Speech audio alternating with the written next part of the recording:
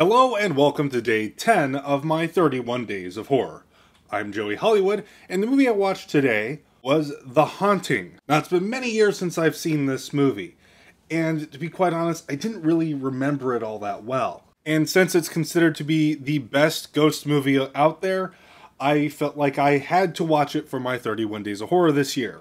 And upon rewatching it, I think I liked it a lot more than the first time I watched it. I remember all those years ago thinking it was okay, it was pretty good, but this time I really enjoyed it. The story is about a guy who's investigating the paranormal, and he wants to bring a lot of people of different backgrounds, of some people with ESP and things like that, to this notorious haunted house, and measure the effects the house has on these people, and the effects these people have on the house. I noticed that there is a lot of lines in this that are later reused in movies like Rose Red and even Evil Dead 2. Heck, Evil Dead 2 even borrowed some of the sound design from this movie. One thing I noticed about this is everything is in focus, and that's a very weird thing, especially for a movie of this time period. You don't really see that. They use a lot of movie tricks to accomplish this, but it's very weird to see everything in focus in a movie.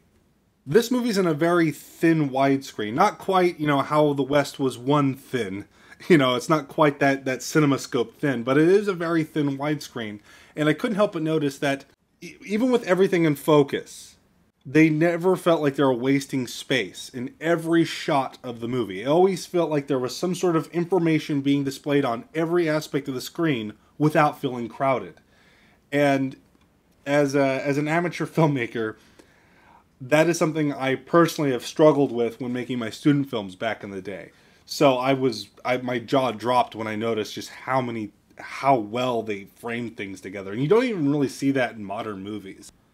This would be, I would categorize this movie as a slow burn, and it's well worth it till the end. And things don't go, crazy at the end like a lot of horror movies do now, where it's very, comparatively speaking, the ending is not all that crazy compared to stuff like, I don't know, like Insidious or something. But it doesn't feel like it needs to go that insane. The stuff that happens, it's more subtle, but it's effective. And I really enjoy this movie. And if you've never seen this one, please go out and seek it out. It's a good movie. It's probably going to be the best movie I watched this year, next to like maybe The Shining if I cover that one. And I already know that some of you are going to ask me to review the remake. I've seen the remake. I do not like it. I do not feel like watching it again.